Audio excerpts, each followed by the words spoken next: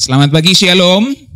Saudara-saudaraku, setelah kenaikan Kristus ke sorga, kita mulai memperingati Pentakosta pada hari Minggu nanti. Saya mau ajak kita mulai merenungkan soal Roh Kudus. Hari ini tema khotbah saya 7 keunikan Roh Kudus. Kemarin 7 keanehan kenaikan Kristus. Sekarang 7 keunikan Roh Kudus. Saudara-saudara yang dikasih dalam Tuhan, tentu keunikan Roh Kudus bisa kita bedah dalam Alkitab Perjanjian Lama Perjanjian Baru banyak sekali. Tapi hari ini saya mau ajak kita melihat 7 saja. Yang pertama, saudaraku, dalam Alkitab Roh Kudus diperkenalkan dengan 2 cara, impersonal dan personal.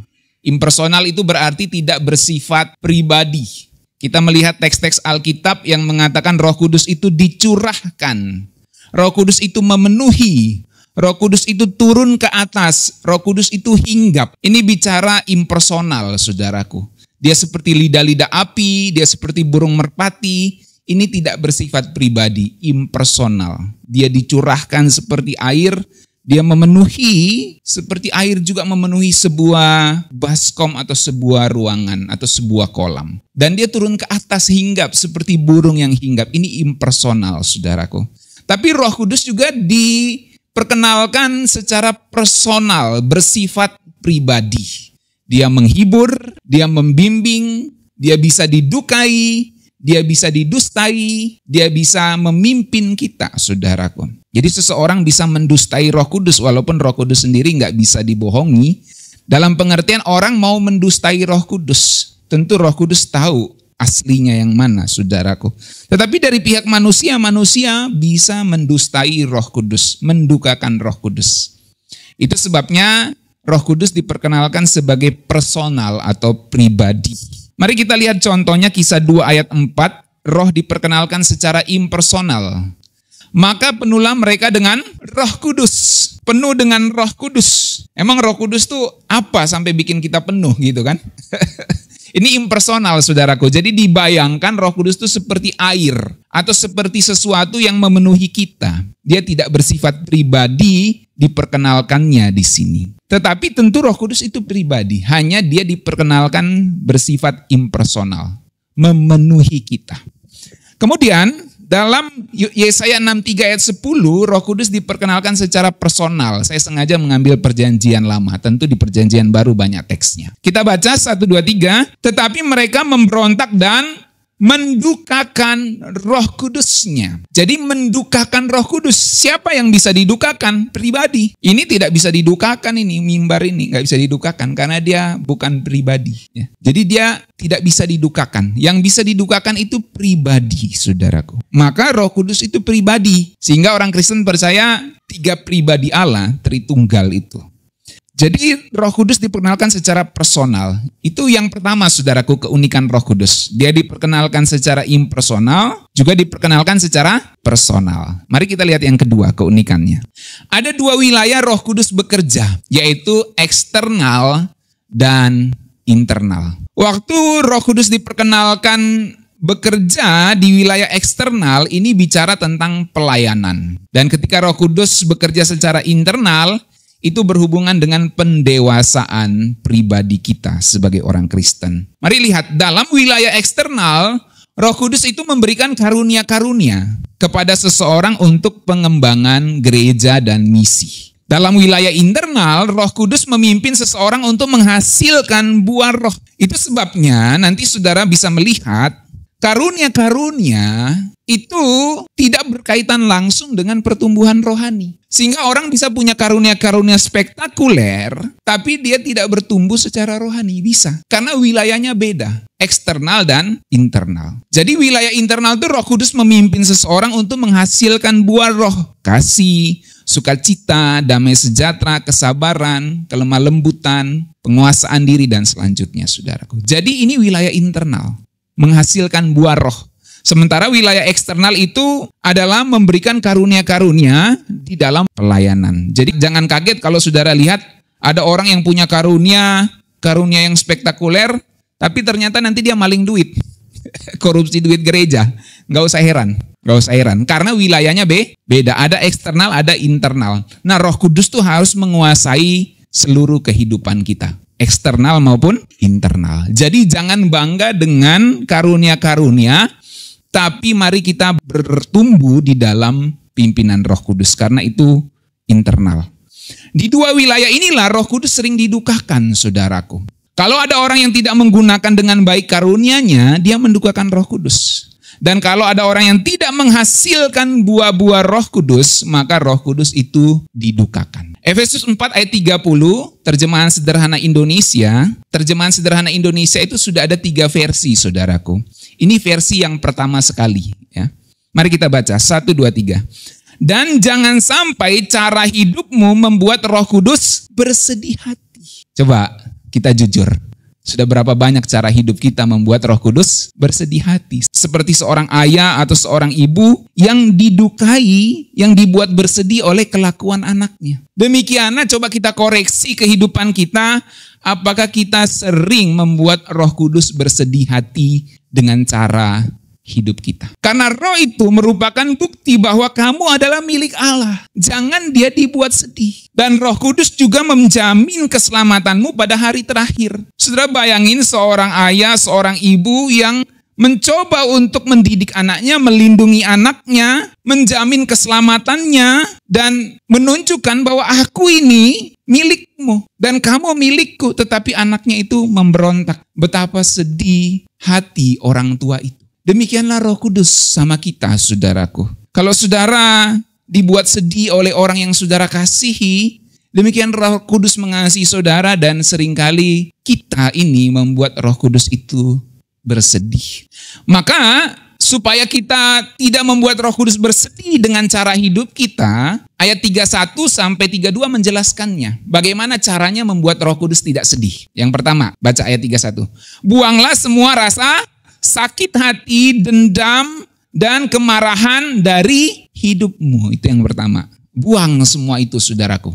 Sampah-sampah emosi itu dibuang. Ya. Kemudian yang kedua, jangan bertengkar dan saling menghina. Kalau kita gontok-gontokan, saling bertengkar, menghina, saling menggigit, itu mendukakan Roh Kudus. Suami istri bertengkar, itu mendukakan Roh Kudus. Saudara jangan pikir cuma saudara yang tersakiti, Roh Kudus juga tersakiti. Maka kita harus berdamai.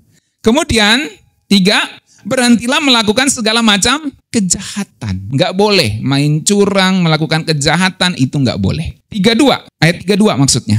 Tetapi hendaklah kamu selalu baik hati dan saling mengasihi satu sama lain. Jangan jahat hati, bilang kiri kanannya, jangan jahat hati. Jarang disebut ya jahat hati. Yang ada baik hati ya. Tapi lawannya baik hati apa? Ya jahat hati ya kan. Nah, jadi jangan jahat hati, saudaraku. Lalu dan saling memaafkan kesalahan antara satu dengan yang lain. Kenapa? Seperti Allah sudah mengampuni kamu karena bersekutu dengan Kristus. Kalau kita bersekutu dengan Kristus, Allah Bapa di sorga mengampuni kita, maka Roh Kudus dimeteraikan dan Roh Kudus itu bisa didukakan kalau kita melakukan hal-hal ini. 1 Tesalonika 5 ayat 19. Kita lihat lagi. Baca. Jangan padamkan api Roh Kudus yang bekerja di dalam diri kalian masing-masing. Ini masih terjemahan sederhana Indonesia itu ya.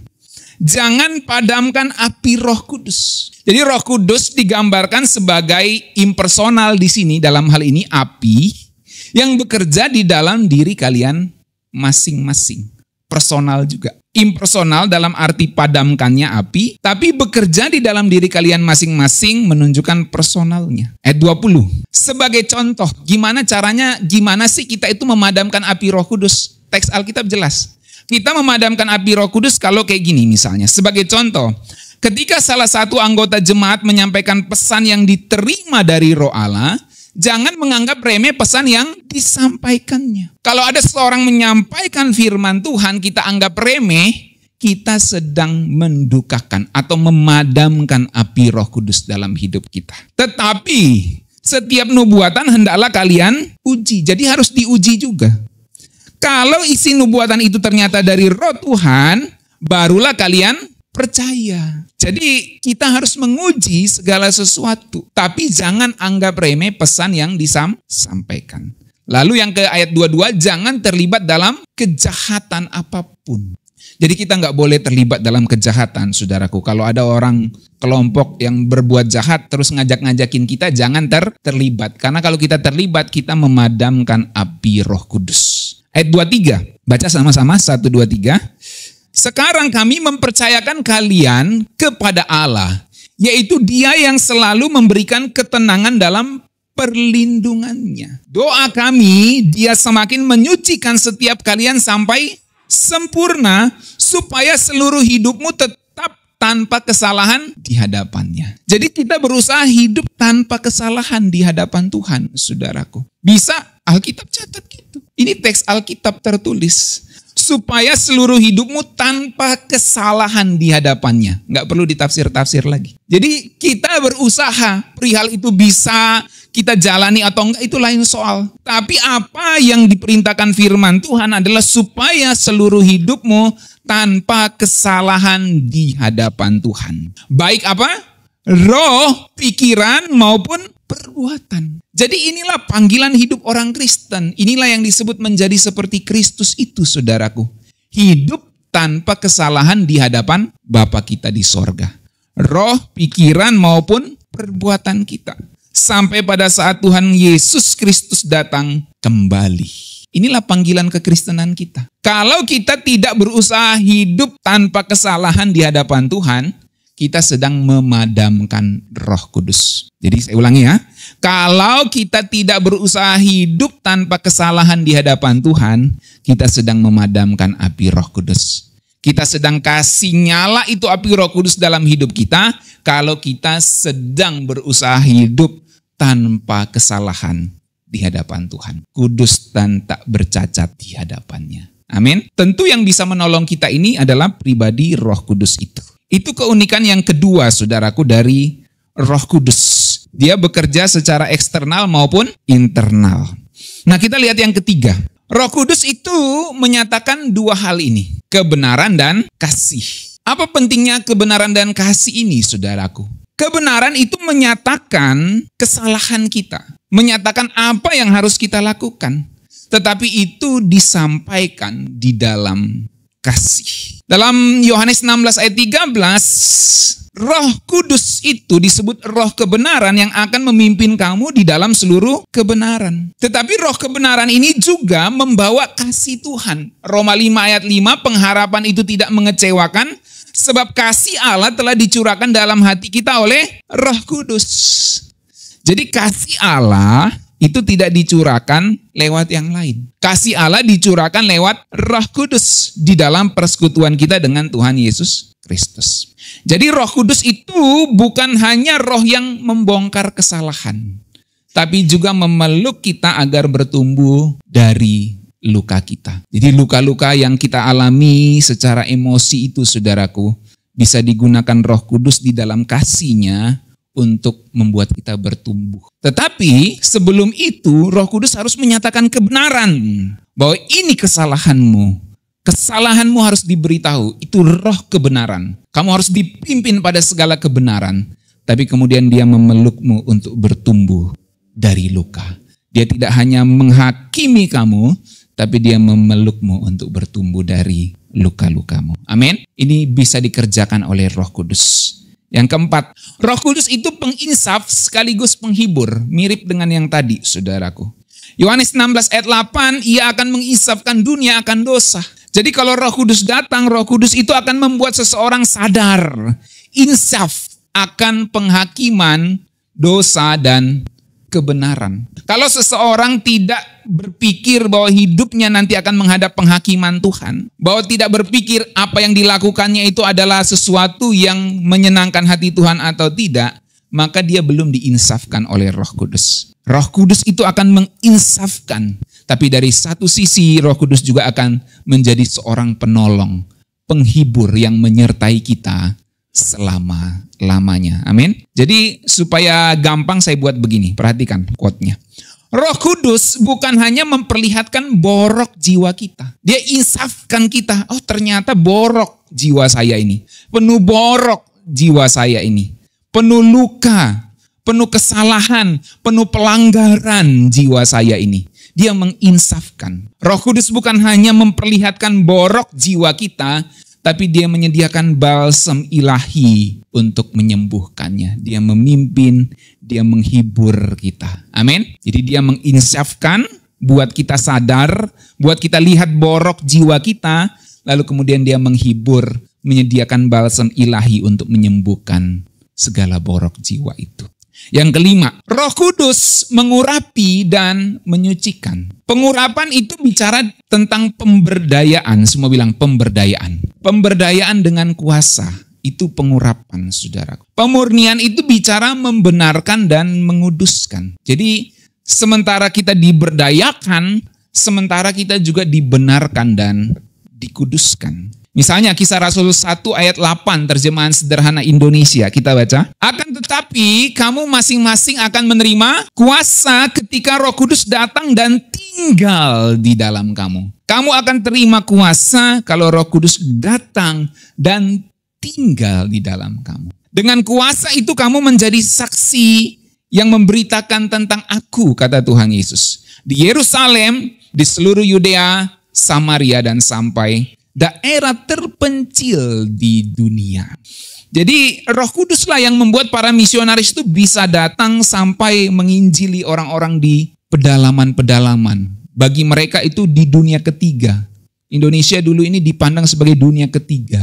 Ketika para misionaris datang meninggalkan segala, lalu mereka datang masuk ke Indonesia, masuk ke tempat-tempat terpencil pedalaman. Itu karena kuasa Roh Kudus. Dan itu artinya Roh Kudus itu mengurapi, saudaraku. Dia memberdayakan dan membuat kita bisa percaya kepada Kristus. Tetapi dia bukan hanya memberdayakan, dia membenarkan dan menyucikan. 1 Korintus 6 ayat 11. Kita baca, tetapi kamu telah memberi dirimu disucikan. Kamu telah dikuduskan, kamu telah dibenarkan dalam nama Tuhan Yesus Kristus, dalam Roh Allah kita.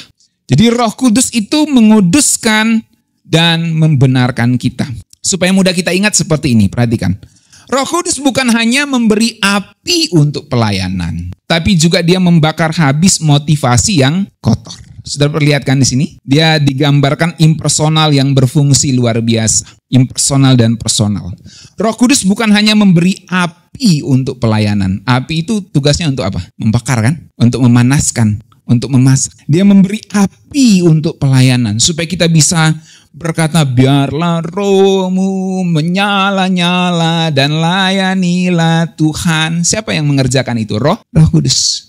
Tapi dia juga secara internal akan membakar habis motivasi kita yang kotor di dalam pelayanan. Amin. Jadi saudaraku, kita melayani untuk apa? Apakah untuk materi? Apakah untuk pujian? Apakah untuk kebanggaan?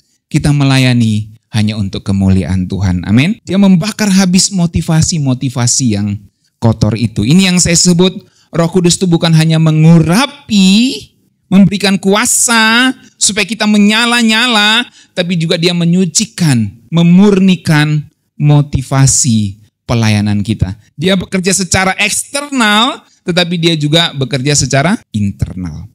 Nah, kita harus menerima kuasa Roh Kudus itu di dalam hidup kita. Yang keenam, saudaraku, dua terakhir, ini yang menarik, saudaraku. Roh Kudus itu menjelajah, tapi dia juga tinggal. Paradoks ya. Dia menjelajah ke seluruh semesta, itu dalam bahasa teologinya transcendent, tapi juga dia tinggal di dalam hati kita, itu imanen. Dia Allah yang mencipta seluruh semesta ini, saudaraku, Allah yang maha tinggi, Allah yang maha hadir, omnipresent, omnipotent, omniscience, maha tahu, tapi dia Allah juga yang tinggal di dalam hati kita. Mari kita lihat soal imanen. 1 Korintus 3 ayat 16 kita baca. 1, 2, 3. Tidak tahukah kamu bahwa kamu adalah bait Allah dan bahwa Roh Allah diam di dalam kamu. Ini imanen. Tinggal. Nggak pergi-pergi. Tinggal di dalam kamu. Nah, tapi dia juga transenden, saudaraku. Dia menjelajah. Dia tinggal tapi dia menjelajah. Ini paradoks. Mari lihat. Kehadiran Roh Kudus Kudus di segala tempat digambarkan sebagai mata Tuhan di dalam Alkitab. Mari lihat Zakaria 4 ayat 1, 2, 6, dan 10. Ini konteksnya saudaraku. Datanglah kembali malaikat yang berbicara dengan aku. Ini Nabi Zakaria. Lalu dibangunkannya lah aku seperti seorang yang dibangunkan dari tidurnya. Maka berkatalah malaikat itu kepadaku, apa yang engkau lihat? Jawab Zakaria, aku melihat tampak sebuah kandil di bagian atasnya, atau dari emas seluruhnya, dan tempat minyaknya di bagian atasnya. Kandil itu ada apa? 7 pelitanya, di situ poinnya. Ada 7 pelita yang dilihat oleh Zakaria. Ada 7 corot pada masing-masing pelita yang ada di bagian atasnya itu. Bla bla bla bla, lalu ayat 6 untuk menjelaskan konteksnya. Maka berbicaralah ia, katanya, inilah firman Tuhan kepada Zerubabel bunyinya, bukan dengan keperkasaan dan bukan dengan kekuatan, melainkan dengan rohku firman Tuhan semesta alam. Dari situ dibuat lagu kan? Bukan kuat, bukan gagah, tapi rohku kata Tuhan. Jadi ada kandil, 7 kandil, lalu ada roh Tuhan di situ. Ayat 10 dijelaskan. Sebab siapa yang memandang hina hari peristiwa-peristiwa yang kecil, mereka akan bersukaria melihat batu pilihan di tangan Zerubabel. Yang 7 ini adalah mata Tuhan yang menjelajah seluruh bumi. 7 apa? 7 kandil itu. Zakaria melihat 7 kandil. 7 kandil itu ternyata adalah mata Tuhan yang menjelajah seluruh bumi. Menjelajah seluruh bumi. Jadi 7 kandil itu gampangnya 7 pelita. Kandil itu kan bahasa yang jarang kita dengar. 7 pelita itu adalah 7 mata Tuhan. Nah, lihat Wahyu 4 ayat 5. Dari tata itu keluar kilat dan bunyi guru yang menderu.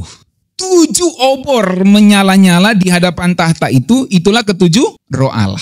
Di perjanjian lama digambarkan pelita, di perjanjian baru dalam kitab Wahyu digambarkan obor. Dan 7 obor itu adalah ketujuh roh Allah. Jadi Roh Kudus digambarkan sebagai obor. Wahyu 5 ayat 6. Mari baca, 1, 2, 3. Maka aku melihat di tengah-tengah tahta dan keempat makhluk itu, dan di tengah-tengah tua-tua itu berdiri seekor anak domba seperti telah disembelih. Bertanduk 7 dan bermata 7. Itulah ketujuh roh Allah yang diutus ke seluruh bumi. Pelita, obor, dan sekarang bermata 7. Itulah ketujuh roh Allah. Jadi saudaraku, mari kita simpulkan. Obor, pelita, mata, ini semua bicara tentang melihat dan mengawasi di dalam kegelapan. Zaman dulu nggak ada lampu obor, saudaraku, sama pelita. Ini gunanya untuk melihat dan mengawasi di dalam kegelapan. Jadi 7 obor, 7 pelita, 7 mata Tuhan itu digambarkan sebagai 7 roh Allah. Bukan berarti ada 7 roh kudus, saudaraku. Bukan berarti ada 7 roh kudus. Karena 7 itu adalah simbol kesempurnaan. Jadi Roh Kudus itu sempurna menjelajah. Dia melihat dan mengawasi seluruh bumi. Nggak ada yang tersembunyi, saudara, di dalam tempat tersembunyi, di kamar, di dalam selimut, di tempat gelap. Dia ada di sana. Amin. Dia menjelajah seluruh bumi. Dia melihat dan mengawasi. Gambaran obor, pelita, dan mata yang menyala itu menggambarkan bahwa tidak ada sesuatu yang tidak bisa dilihat oleh Roh Kudus. Makanya Roh Kudus sendiri juga disebut roh yang menyelidiki bahkan hal-hal yang tersembunyi dalam diri Allah. Jadi Roh Kudus itu melihat dan mengawasi. Makanya kalau kita baca 2 Tawarik 16 ayat 9, baca ini saudaraku. Karena mata Tuhan menjelajah seluruh bumi. Sekarang kita tahu mata Tuhan itu bicara tentang Roh Kudus. Roh Kudus itu menjelajah seluruh bumi untuk melimpahkan kekuatannya kepada mereka yang bersungguh hati terhadap Dia. Mata Tuhan menjelajah seluruh bumi. Amsal 15 ayat 3. Mata Tuhan ada di segala tempat, mengawasi orang jahat dan orang baik. Dia ada mata Tuhan nih di sini. Di sini ada mata Tuhan nih. Di segala tempat, mengawasi orang jahat dan orang baik. Nggak ada yang lolos dari pengamatannya Tuhan. Jadi poin saya apa keunikannya? Roh Kudus itu menjelajah seluruh semesta. Tapi Roh Kudus yang menjelajah seluruh semesta itu tinggal di dalam diri kita. Amin. Dia menemani kita, dia menolong dan memimpin kita. Itu dia menjadi unik.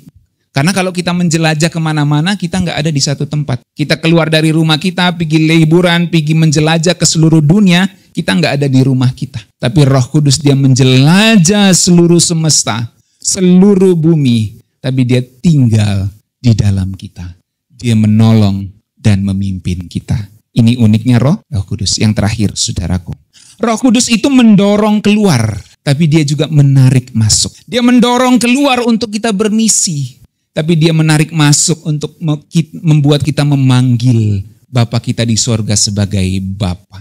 Dalam Kisah Rasul 1 ayat 8, kamu akan menerima kuasa kalau Roh Kudus turun ke atas kamu. Dan kamu akan menjadi saksiku. Begitu Roh Kudus ada dalam hidup kita, dia mendorong kita keluar untuk jadi saksi, saudaraku. Tetapi Roh Kudus yang sama juga menarik kita ke dalam hati Bapa.